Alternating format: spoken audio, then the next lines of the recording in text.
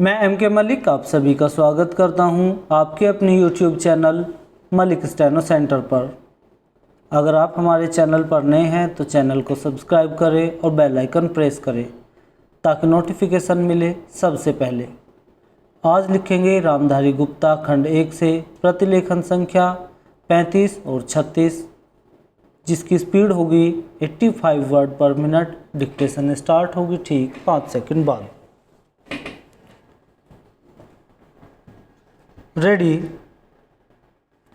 Start. महोदय, मुझे इस संबंध में एक बात और कहनी है।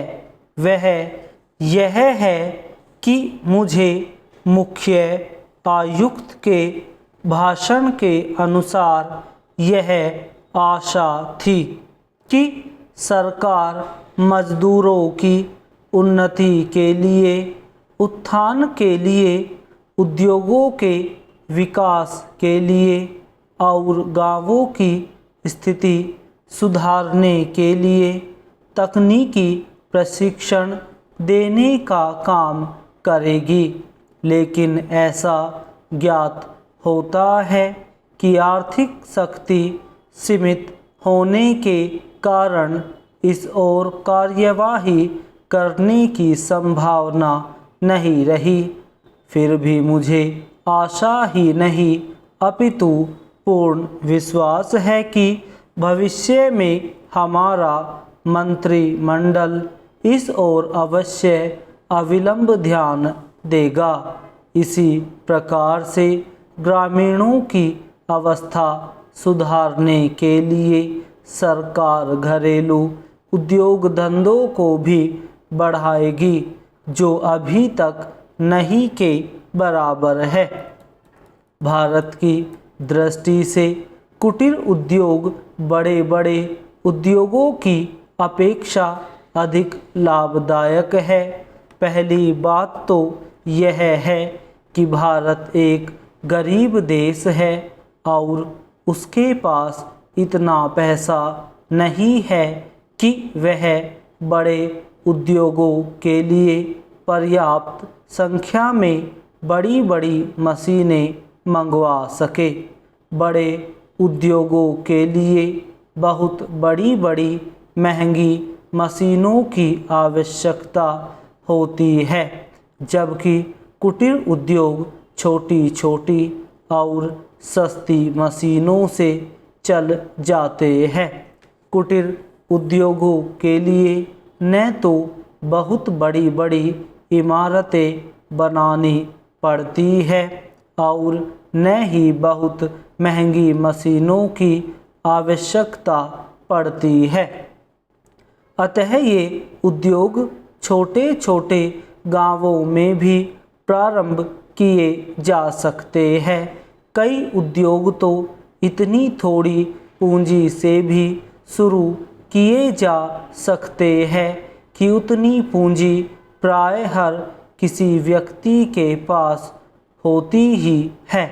कुटीर उद्योगों में दूसरी बड़ी सुविधा यह है कि इनमें बहुत अधिक मजदूरों की आवश्यकता नहीं होती।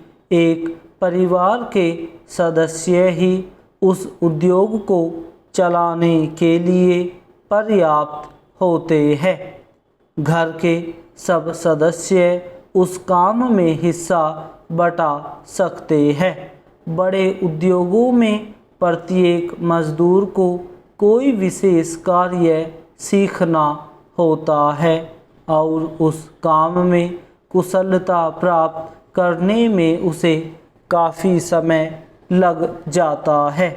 तीसरी चीज़ जो मैं आपके सामने रखना चाहूँगा वह यह है कि जो विचार और सुझाव आपके सामने प्रस्तुत किए गए हैं वे एक पवित्र, शुद्ध और जनता व प्रांत के हित को ध्यान में रखकर ही प्रस्तुत किए गए हैं और मुझे पूर्ण विश्वास है कि बिना किसी दलगत भावना के शिकार हुए आप उनकी जांच करेंगे और यदि वे जनहित की कसौटी पर खरे उतरे तो उन पर कार्यवाही करेंगे। महोदय, इस संबंध में दिन प्रतिदिन बढ़ने वाले भ्रष्टाचार की समाप्ति के लिए और कर्मचारियों के रवैये के संबंध में माननीय सदस्यों ने विचार प्रकट किए। मैं समझता हूँ कि इससे कोई समझदार व्यक्ति इनकार नहीं करेगा कि भ्रष्टाचार को प्रोत्साहन नहीं देना चाहिए, अतः इस ओर विशेष ध्यान देने की आवश्यकता है। भ्रष्टाचार को समाप्त करने के लिए जो कठिनाइयाँ सरकार के समक्ष है उन पर शीघ्र ही कदम उठाए जाने चाहिए।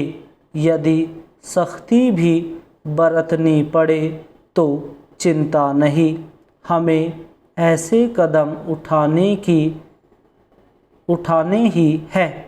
मैं यह जानता हूँ कि बहुत से लोग, जिनमें कुछ हमारे साथी भी हैं, इसकी कुछ बातों का विरोध करते हैं, परंतु यदि हम देश की उन्नति चाहते हैं, यदि हम देश को आगे बढ़ाना चाहते हैं और विशेषकर यदि आप समाजवादी ढांचे के आधार पर, जिसको कि कांग्रेस ने देश के लिए निश्चित किया है, इस देश की व्यवस्था करना चाहते हैं, तो हमारे लिए आवश्यक है कि हम इस तरह से कदम उठाएं कि जिससे लोगों को अपनी जीविका सुंदर ढंग से कमाने के लिए साधन जुट जाए।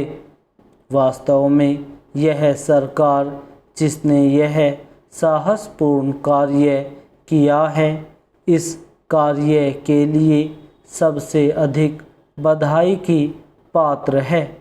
जो लोग यह आशा करते हैं कि हर एक काम उस ढंग से होना चाहिए जिसके लिए गांधी जी हमसे कहा करते थे, और जैसा कि अभी हमारे एक साथी कह रहे थे कि जिस तरह से सरकार ने इस संबंध में व्यवहार किया है, वह गांधी जी की नीति के अनुसार नहीं था। यही नहीं, उन्होंने तो एक तरह से कांग्रेस ने जो समाजवादी ढांचे पर समाज की व्यवस्था की नीति अपनाई है, उसका विरोध किया, और मेरी समझ में उनकी बात नहीं आती कि एक तरफ तो वह कांग्रेस के अंदर है और दूसरी ओर कांग्रेस द्वारा स्वीकार की हुई नीति का इस प्रकार से विरोध करते हैं।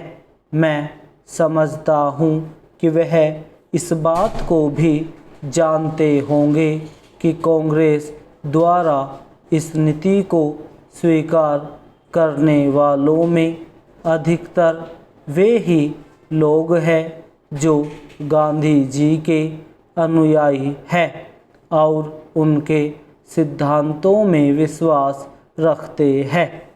ऐसी स्थिति में उनकी वह बात समझ में नहीं आती कि आज सरकार प्रजातंत्र और गांधी जी के बताए हुए नियमों के अनुसार आचरण क्यों नहीं कर रही है। यह बात बिल्कुल ठीक नहीं है। Full stop.